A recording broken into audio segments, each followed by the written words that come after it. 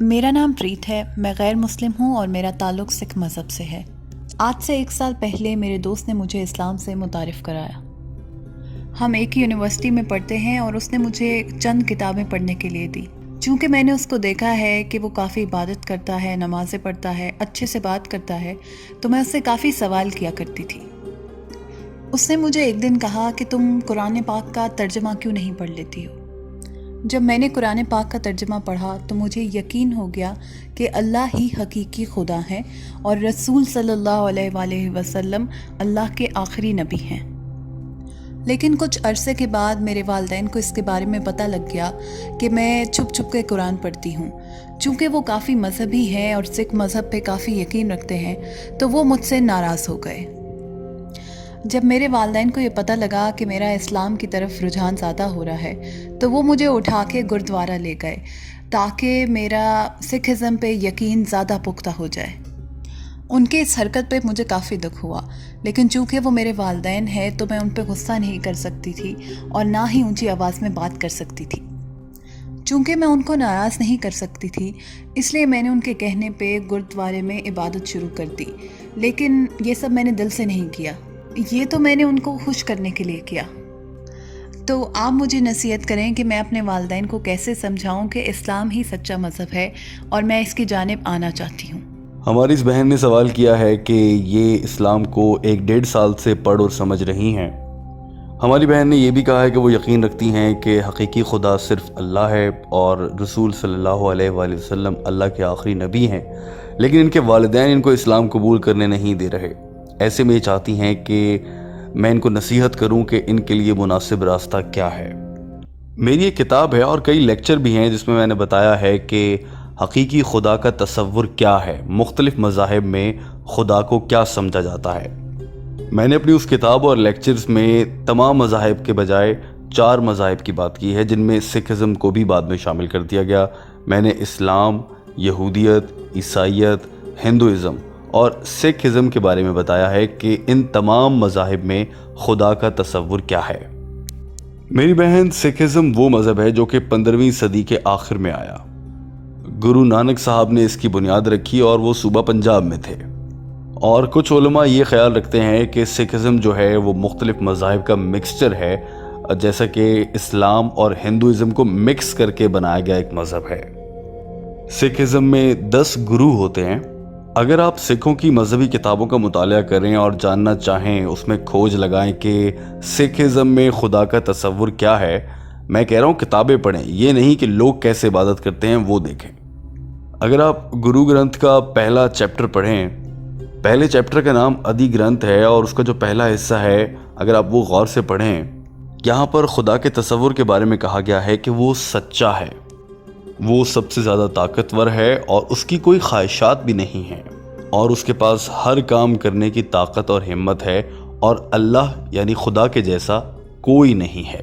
اب اگر آپ سکھ ازم کی کتاب سے ان آیات کا ترجمہ غور سے سمجھیں تو آپ کو احساس ہوگا کہ یہ تمام تر آیات کا ترجمہ اور مفہوم قرآن پاک کی سورہ اخلاص سے بالکل ملتا جلتا ہے۔ یعنی سکھ ازم میں جو خدا کا تصور ہے وہ بالکل ویسا ہی ہے جیسا کہ قرآن پاک میں اللہ تعالیٰ کا تصور ہے۔ جیسا اسلام میں خدا کے بارے میں بتایا گیا ہے ویسا ہی سکھ ازم میں بھی خدا کے بارے میں بتایا گیا ہے۔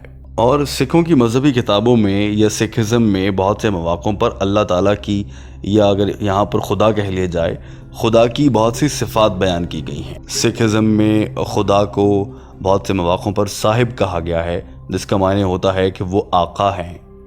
بہت سے مواقعوں پر اللہ تعالیٰ کو رحیم کہا گیا ہے سکھ ازم میں، جس کا مطلب ہے کہ رحم کرنے والا۔ اسی طرح سے کہیں پر کریم کہا گیا ہے اور 1-2 مواقعوں پر ایسا بھی دیکھا گیا ہے کہ وہاں پر واحد گرو کہا گیا ہے، جس کا یہ مطلب ہے کہ واحد سچا خدا۔ اور سب سے دلچسپ بات یہ ہے کہ سکھ ازم میں بتوں کی پوجا سے بھی منع کیا گیا ہے۔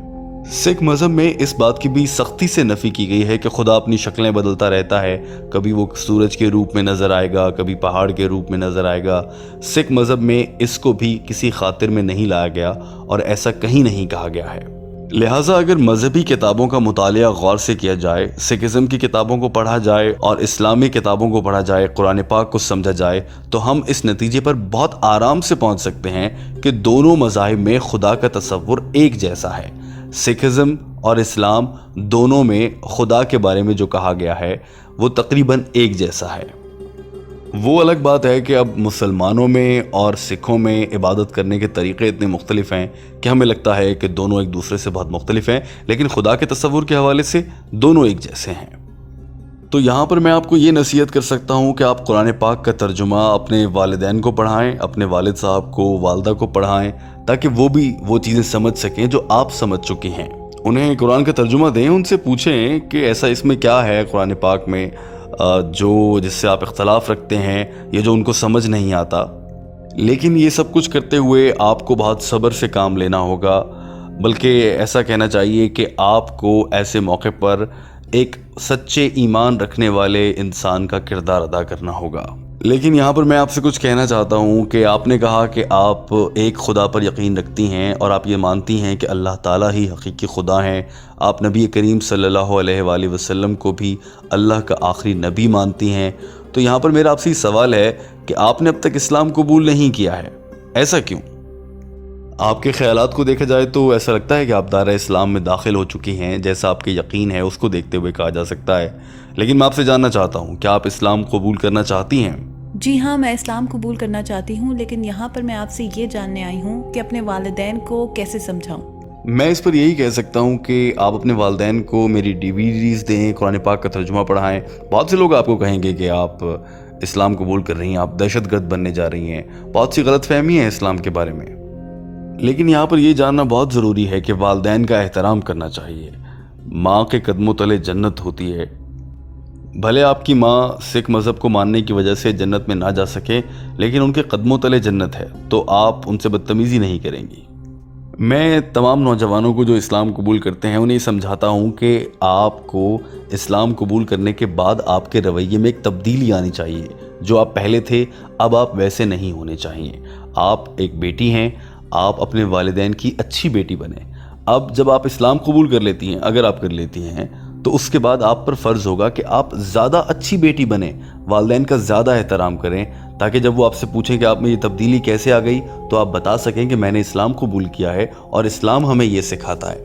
اس بات سے بھی یقیناً آپ کے والدین اسلام کی جانب آ جائیں گے۔ اور آپ کو چاہیے کہ آپ فرما بردار بیٹی بنیں، اپنے والدین کی کہی ہر بات مانیں، سوائے ان باتوں کے جو کہ قرآن پاک کی تعلیمات سے اور اسلام سے دور لے جانے والی ہوں۔ اس کے علاوہ ان کی سب باتیں مانیں، ان کا احترام کریں۔ لیکن بطور ایک بیٹی میں آپ کو یہ سمجھاؤں گا کہ آپ کبھی اپنے والدین کے ساتھ بدتمیزی سے بات نہ کریں، ان کو عزت دیں، احترام دیں۔ قرآن پاک میں کہا گیا ہے کہ اپنے والدین کو اف تک نہ کہو۔ تو میں آپ کو یہ سمجھانا چاہ رہا ہوں کہ اپنے والدین کے ساتھ آپ اپنے رویے کو بہت اچھا کر لیں، تو وہ ایک دن سوال کریں گے کہ آپ کا رویہ اتنا اچھا کیسے ہوگا، تو آپ انہیں کہہ سکتی ہیں کہ میں اسلام پر عمل کر رہی ہوں۔ شروع میں وہ سوچیں گے کہ آپ کسی غلط مذہب میں جا رہی ہیں، لیکن دھیرے دھیرے جب وہ سمجھ جائیں گے تو پھر ہو سکتا ہے کہ آپ اپنے والدین کو جنت میں لے جانے کا باعث بن جائیں۔ اور میں آپ کو یہاں پر یہ بھی کہنا چاہوں گا کہ میں نے ایک کتاب لکھی ہے جس میں نے بتایا ہے کہ اکثر غیر مسلم لوگ کیا سوال کرتے ہیں اور ان سوالوں کے جواب ہیں۔ وہ کتاب میں یہاں پر کسی سے درخواست کروں گا کہ کوئی والنٹیئر آپ کو دے دے، تاکہ وہ کتاب آپ اپنے والدین کو دیں، وہ اس کتاب کو پڑھیں اور سمجھیں۔ اس سے مجھے پورا یقین ہے کہ ان کے ذہن میں جو غلط فہمیاں ہیں وہ دور ہو جائیں گی اور پھر وہ خود بھی اسلام قبول کر لیں گے اور آپ کو بھی اجازت دے دیں گے۔ لیکن یہاں میں آپ سے ایک بار پھر کہہ رہا ہوں کہ آپ کو اپنے والدین کی عزت اور احترام کو برقرار رکھنا ہے، ان سے بدتمیزی نہیں کرنی، ان کی کہی ہر بات کو مان لینا ہے، سوائے ان دو باتوں کے جو اللہ اور نبی کریم صلی اللہ علیہ وآلہ وسلم کے احکامات کے خلاف ہوں۔ اس کے علاوہ وہ جو کہتے ہیں آپ وہ مان لیجئے۔ مثال دے رہا ہوں، اگر آپ کی والدہ آپ کو کہتی ہیں کہ آپ نیلے رنگ کے کپڑے پہنیں، آپ کو نیلے رنگ کے کپڑے پہننا پسند نہیں ہے، آپ اس کے باوجود اپنی والدہ کی خوشی کے لیے وہ کپڑے پہن لیں، اس سے یہ ہوگا کہ آپ کی والدہ آپ سے مزید پیار کریں گی، اور پھر وہ آپ کے رویے میں یہ تبدیلی دیکھنے کے بعد کہ آپ اتنا اچھا کیسے ہو گئی ہیں، آپ سے سوال کریں گی کہ ایسا کیسے ہوا، اور آپ انہیں بتا سکیں گی کہ میں اب دین اسلام پر عمل کر رہی ہوں اور اس نے میری زندگی میں یہ خوشگوار تبدیلیاں دی ہیں۔ اس کے بعد یقیناً آپ کے والدین بھی اسلام کی جانب آ جائیں گے۔ मुझे उम्मीद है कि आपको आपके सवाल का जवाब मिल गया होगा। दोस्तों, हम आपके लिए डॉक्टर जाकिर नाइक की अंग्रेज़ी ज़बान में की गई गुफ्तगू का उर्दू तर्जुमा लाते हैं ताकि आप डॉक्टर जाकिर नाइक की गई गुफ्तगू को समझ सकें और इसे समझने के बाद दूसरे अफराद तक भी पहुंचा सकें। उम्मीद है कि आपको ये वीडियो पसंद आई होगी। आपसे दरख्वास्त है कि इस चैनल को सब्सक्राइब कर लीजिए ताकि आप तक हमारी आने वाली हर वीडियो पहुँचती रहे। दोस्तों, याद रखिए कि ये चैनल खालिसतन आपकी रहनुमाई के लिए बनाया गया है। वीडियो देखने का बहुत शुक्रिया।